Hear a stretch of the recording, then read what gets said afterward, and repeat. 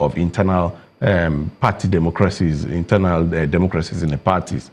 Let me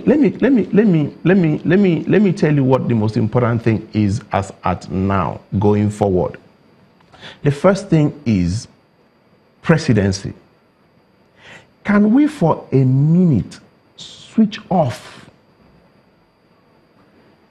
this mentality of APC PDP and switch on the responsibility of the office of the President of Republic of Nigeria, of the Federal Republic of Nigeria, the responsibility of the office of the Governor of Lagos State, of Akwa Ibom State, of Yobe State, the responsibilities of the office. And then today, bring from the YPP, Mr. or Professor Kingsley Moghalu, sitting there. Bring from APC, we now know President Buhari. Bring from PDP, whoever the person is. Bring from, you know, there's this news making the rounds, and I hope it comes to pass, of Dr. Obi Ezekwesili, you know, possibly getting into the ring. Bring about, and a man like Donald Duke, who is, I'm told, is also in the race. Bring these 10 people and profile them for the office of the Chief Executive of the Federal Republic of Nigeria. Would that be going against the Electoral Act? No, it will not, because that is what we are supposed to do. When you've brought their candidates out, the game stops. There are two parts of election, and we must know this. Part A is strictly for party members. It's none of your business. It's called primaries. After primaries, it goes to Part B. Part B is strictly for the Nigerian people. Office of the Citizen of the Federal Republic of Nigeria. Yeah, because people will argue with you if you go that way. Yeah. That if you talk about internal democracy and you go through the primaries for the party, it's a party affair. That seems to be where the problem is. Because that's what it is. You come up with maybe candidates in some instances that are not really favorable by the people. Then you know, when you know that you are coming to present this candidate to the people, and the people have woken up to their responsibilities, not to be puppets, not to be teleguided, not to be bought. But people are going to sit down and say to God and their conscience, I'm going to choose. My thumb will not be a curse to me. They said, God, I'm going to put my thumb on the person I personally believe is the most qualified, most competent. I personally, what you say, what they say, campaign, that's not, but what position, what due diligence have I done as a citizen of the Federal Republic of Nigeria? That didn't happen. Who occupies the highest office? That didn't happen largely in Ekiti State. It didn't even happen in Osun State. That's because we are failing in our responsibility to choose. And when we have failed to choose the most competent, we turn around to blame the incompetence that we chose. I think we should blame ourselves. No, I think the blames were going to buying of votes. That is what we understand. Who bought the vote? You, the citizen, bought the vote. The man who wants to sell has a right to, it's a free world and a free country. He has like, I have a right to say, please, can I buy your tie? You have a right to say, no, it was a gift from my wife and it will be unethical for me to sell this tie. Even when I'm so hungry. Yeah, when you are so hungry, you are not so hungry. Nigerians are not daft. You know that I give you 1,000 naira, you buy the food and eat, it finishes. Then you go back home and face your wife who gave you that for your anniversary. And for the rest of time, you are going to have to explain to your wife why you would sell that, why you couldn't hold on. A plate of food is like Esau and Jacob. How can you counter the argument now that the two leading parties, as you've mentioned, the PDP and the APC, who largely control the money, the money moving in the political space. They largely control it. How would you counter the argument that come what may in 2019, these two parties will still be at the helm of affairs and will likely produce who the president is, and even governors, and then even House of Representative members and so on? I'll tell you this. Nigerians are the most trusting set of people in the world. And they are the most unpredictable set of people in the world as well.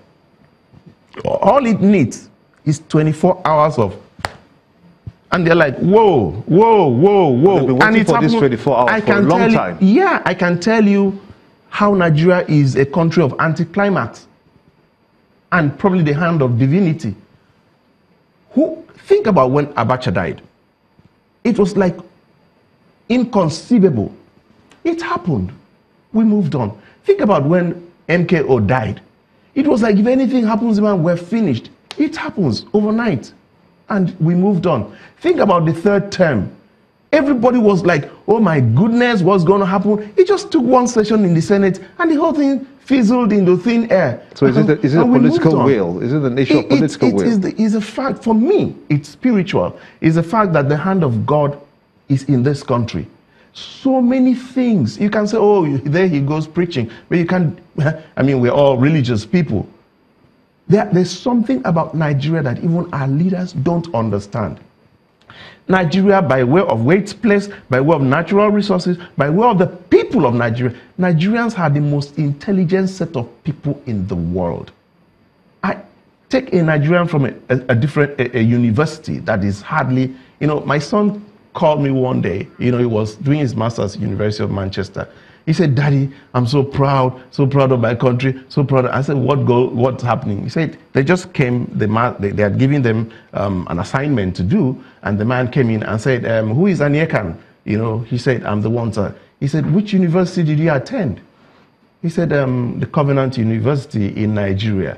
And everybody said, he said, you are the only one that knows how to write a report. Of all the reports I've seen, yours is the best. It stands out, And people clap for him. I'm like, oh, yeah, tell them Nigeria. He was looking for a flag he could use to wave. But what am I saying? University of Manchester is not one of those backyard universities. People all over the world came.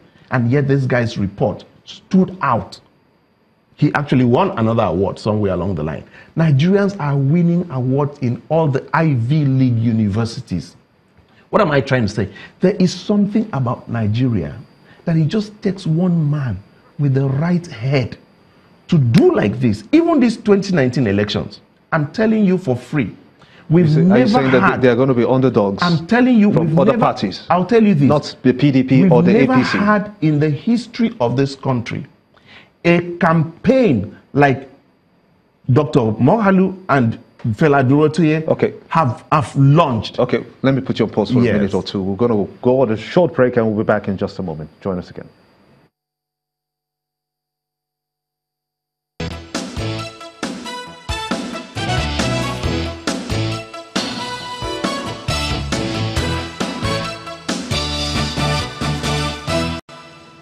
Welcome back to Sunrise Daily. Now, we're looking at the situation between the APC and the PDP and other options, for instance. Is there a matching? We've had the CUPP come forward. We've had other parties also, SDP, for instance, also. We just had Dr. Adetokunbo appears too. But is there a formidable party, do you think, in your estimation, or an individual that you think that can be rallied behind, considering that the not too young to run law is now in place? Two things. The very first thing is that I am honestly, sincerely praying that Dr. Obi Ezekwesili comes in. I'll tell you why I'm saying this. By the time you have Fela talking to the young people, Fela Durotoye, you have Kingsley appealing to the intellectuals, the academia, and coming up with all the amazing things he's coming up with. Then you have a woman like Dr. Obi coming with institutional and global support. There's going to be, this group of people are going to form the alternatives. So there's going to be a narrative but they're not together. No, it doesn't. No, for now, they shouldn't be together. They really shouldn't be together. We need them to spread the message all over. Just let it keep going. A few more. Preaching the new direction, okay? Now, somewhere around January, we're going to start to have realignment of forces, and we're going to have these people as a bloc. And by that time, Nigerians would have seen two sides of the divide, and there's going to be a departure from the conventional that APC and PDP typify. Why APC and PDP have been going is that there has never been a counter-narrative that made sense. This is the very first time. And in all fairness, Dr. Mohalu has beaten my wildest imagination. And if that fails, what happens? No, it can't fail. It can't fail because Nigerians would have seen what you call the imperatives, the repercussions. Do you understand me? What are the things that come out of it? It cannot fail. It will not fail. We cannot continue this system where governors, in fact, the new narrative says, shut down government house. Do you understand me? Have governors home. Shut down liaison office. Why would a governor want to have a governor's lodge in Abuja and Lagos? Those are wastages. Of course. That would be a good place. Go home. That would be a good place to let it rest. Mr. Ezekiel Etok. He's a governorship candidate, interestingly, for the Young Democratic Party in Akwa Ibom State. I want to thank you so much indeed. He's also a Director General of the Nigeria First Project. So much indeed for talking to us on Sunrise Daily. And that's how the program has been this morning. I want to thank you so much indeed for watching as well. Join us tomorrow for a fresh package. I am Gimba Umar. I love the patriotic zeal and the passion. Thanks for watching, everybody, and have a great day ahead. I am Ajuri Ingilale. Guests on this program are those of the maker and do not necessarily reflect the views, opinions, and endorsement of Channels Television.